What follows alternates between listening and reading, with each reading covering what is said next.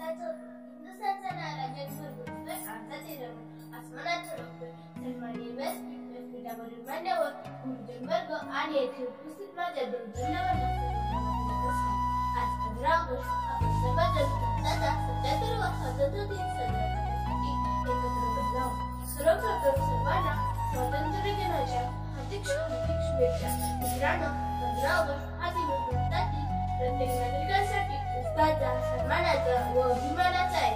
15 August 1947 ला भारत देश इंग्रजांच्या गुलामीतून मुक्त झाला. हा दिवस भारतातील इतिहासातील सुवर्णदिन होय. आपल्या देशाला स्वातंत्र्य मिळवून देण्यासाठी अनेक स्वातंत्र्य सैनिकांनी बलिदान दिले.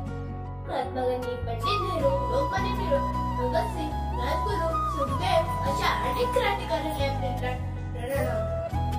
आज आपण मुक्तपणे श्वास घेतल्याचे सर्व श्रेय देशपुत्राचे अशा माझ्या स्वातंत्र्य सैनिकांना माझे देणे. आजच्या या मंगलदिनी भारताचे पंतप्रधान लाल किल्ल्यावर भारताचा राष्ट्रध्वज फडकवितात. शाळा व महाविद्यालयामध्ये हा सण मोठ्या उत्साहाचा साजरा केला जातो. सांस्कृतिक कार्यक्रमाचे आयोजन केले जाते.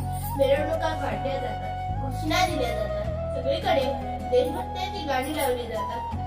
स्वातंत्र्यानंतर भारताने सर्व गोष्टी खूप प्रगती केली. विविध एकता हे भारताचे वैशिष्ट्य आहे. परंतु तरीही आपल्या देशात अनेक समस्या आहेत.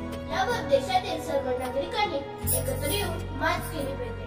चला तर मग आपण सर्वजण एकत्र येऊन भारताला एक आदर्श व सर्वोत्तम देश बनवण्यासाठी प्रयत्न करूया. जय हिंद.